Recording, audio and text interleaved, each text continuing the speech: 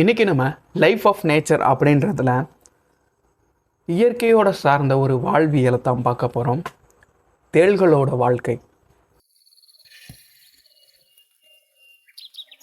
தேள்களோட வாழ்க்கையை நம்ம முட்டையிலேருந்து பார்க்கலாம். ஒரு தேளானது தன்னோட வயிற்றுக்குள்ளே முட்டைகளை உருவாக்கி அந்த முட்டைகள் வளர்ந்து குட்டியாகிற வரைக்குமே வயிற்றுக்குள்ளே வச்சு அப்புறம் குட்டி தேள்களாக அது வெளியே வரும். ஒரு குட்டி தேளானது தான் கூட ஒரு 10லேருந்து 20 சகோதர சகோதரிகளோட பிறக்கும்.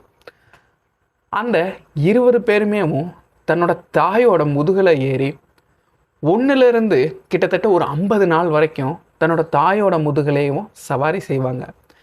ஏன்னா அவங்களோட உடலமைப்பு ரொம்பவே சாஃப்டாக இருக்கும்.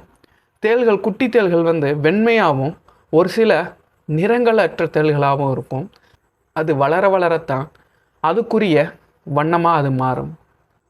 அந்த மொத்த குட்டி தேள்களுக்கும் இந்த பெரிய தேள் உணவளிக்காது. ஆனால் அவங்க வேட்டையாடுற வரைக்கும் தன்னோட முதுகில் ஏற்றி வச்சு அவங்களுக்கு பாதுகாப்பு கொடுக்கும். தோராயமாக ஒரு 30-40 நாள் கழித்து ஒவ்வொரு குட்டி தேள்களும் தனக்கான இடத்தை தேடி போக ஆரம்பிச்சிடும்.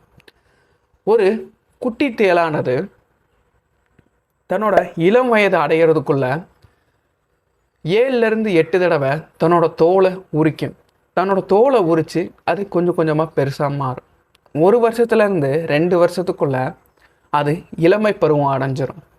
ஒவ்வொரு குட்டி தேளும் இளமை பருவத்தை அடைஞ்ச பின்னாடி தோராயமாக அவங்க ஒரு மாதத்துக்கு 2 பூச்சியிலேருந்து ஒரு 6 பூச்சி வர பூச்சிகளும் வேறு சின்ன சின்ன உயிரினங்களை இது சாப்பிடக்கூடியது. இது பியூர் நான் வெஜிடேரியன். இவங்க எப்போவுமே கூட்டமாக வாழ்கிறதுக்கு விருப்பப்படுறது கிடையாது. ஒவ்வொன்றுமே தனக்குன்னு ஒரு இடத்த அமைச்சு மலைப்பொந்துகளிலோ இல்லாட்டி பாறையோட இடுக்குகளிலோ இந்த மாதிரி மறைவான பகுதிகளை தான் தேர்ந்தெடுத்து அதில் வாழ ஆசைப்படும். கடப்பா உண்டு மடப்பா ஏந்து, காக்கிநாடா உண்டு பாவாட நாடா ஏந்து. இவர்களோட இனப்பெருக்கம் ரொம்பவே சுவாரஸ்யமானது. ஒரு ஆணும் ஒரு பெண்ணும் அவங்களோட 2 முன்னங்கால்கள், அதாவது அவங்களோட கிராப் பண்ணுற அந்த கொடுக்குகளை வச்சு ரெண்டுமே பிடிச்சிக்கிட்டு ஒரு நடன அசைவை ஏற்படுத்தும். இதில் இன்னொரு சுவாரஸ்யமாக இருக்குது. பெண் தேள்கள் பொதுவாக ஆண் தேள்களை கொல்றதுக்கு நிறையா வாய்ப்புகள் இருக்குது இனப்பெருக்க சேர்க்கையின் போது. இனப்பெருக்கம் முடிஞ்சோடனேயும் பெண் தேள்கள் ஆண் தேலை கொல்றதுக்கு முயற்சி பண்ணும். ஒவ்வொரு சில இடங்களில் கொல்லவும் செய்யும். அது தன்னோட குட்டிகளுக்கு புரதமாக அமையும் அப்படின்றதுக்காக உணவாக கூட எடுத்துக்கிறோம். இல்லை உணவு பற்றாக்குறைனாலும் இது நடக்கிறதுக்கு வாய்ப்புகள் இருக்குது. ரொம்பவே உஷாராக இருக்கிற ஒரு ஆண் தேள் பெண் தேள்கிட்ட இனச்சேர்க்கை முடிஞ்சோடனே அந்த நொடியை அதுக்கிட்ட இருந்து தள்ளி போய் வேறு பக்கம் போயிடும்.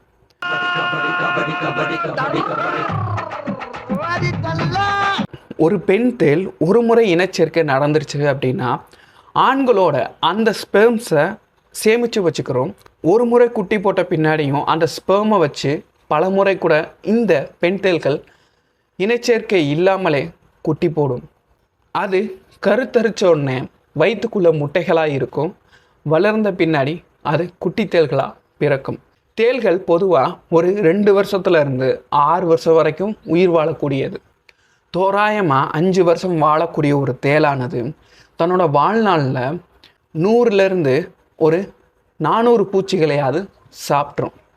அது மட்டும் இல்லை, ஒரு தேள் சாப்பிடாம கிட்டத்தட்ட 1 வருஷம் வரைக்கும் கூட உயிரோடு இருக்கும். தேள் தன்னோட இரையை பிடிக்கிறதுக்காக ரொம்பவே பொறுமையாக காத்துட்ருக்கும். தேடி போய் வேட்டையாடுறது ரொம்பவே கம்மி. தன்னோட இரை தன்னை நோக்கி வரும்போது அசையாமல் நின்று அப்படியே வேட்டையாடக்கூடியது தான் இந்த தேள்கள். இந்த தேள்களை வேட்டையாடுறதுக்கு தேரை, பல்லி, அப்புறம் சின்ன சின்ன பாம்புகள் இதெல்லாமே, அப்புறம் முக்கியமாக பருந்து இதெல்லாமே தேள்களை வேட்டையாடும். ஒரு பூச்சியை தேள் பிடிக்கும்போது அதோட முன்னங்கால்களை வச்சு தான், அதாவது முன்னாடி 2 பெரிய அந்த கொடுக்க வச்சு தான் பிடிச்சு அதை கொன்று சாப்பிட ஆரம்பிக்கும். அது எப்போவுமே தன்னோட கொடுக்க பயன்படுத்துறது கிடையாது. எப்பயாவது ரொம்ப முடியாத பட்சத்துக்கு தான் தன்னோட கொடுக்கின் மூலமாக அதை கொல்றதுக்கு பயன்படுத்தும். இது ஏன் அப்படின்னா அந்த கொடுக்கில் இருக்கிற விஷம் ஒரு தடவை போயிடுச்சு அப்படின்னா ஒரு சில நாட்கள் ஆகும் அது திரும்ப உற்பத்தி ஆகிறதுக்கு. அது மட்டும் இல்லை, அதுக்கிட்ட இருக்கிற சத்துக்களெல்லாம் உறிஞ்சு தான் அந்த விஷம் உருவாகும். அதனால தன்னோட கொடுக்க அது முழுவதுமாக பயன்படுத்துகிறத தவிர்க்குது. எது எப்படி இருந்தாலும் மனுஷங்க எந்த உயிர்கிட்ட இருந்து என்ன கிடைக்கும் அப்படின்னு சொல்லி பார்க்கறது தான் வழக்கம். அதே மாதிரி தேள்கிட்ட இருந்து மனுஷனுக்கு என்ன கிடைக்கிது அப்படின்னா, தேள்களை ஒரு சில நாடுகளில் உணவாக எடுத்துக்கிறாங்க. உன்னையும் விட்டு வைக்கல அந்த குரங்கு. தேள்களோட விஷத்தை வச்சு புற்றுநோய்க்கு மருந்து தயாரிக்கிறாங்க. அது மட்டும் இல்லாமல் அதை பெயின் கில்லராகவும் காஸ்மெட்டிக் அதாவது அழகு சாதன பொருட்களாகவும் பயன்படுத்துகிறாங்க மனிதர்கள். தேள்களோட விஷம் மனுஷனை கொல்ற அளவுக்கு இருக்கிறது இல்லை. ஒரு சில வகையான தேள்களோட விஷம் மட்டும்தான் மனுஷனை கொல்ற அளவுக்கு சக்தி வாய்ந்ததாக இருக்குது. ஆனாலுமே ஒரு தேள் கொட்டிடுச்சு அப்படின்னா கண்டிப்பாக மருத்துவரை போய் பார்க்கணும். முடிவாக என்ன சொல்ல வரேன் அப்படின்னா, மனிதர்கள் கிட்ட இருந்து தேளை காப்பாற்றுங்க.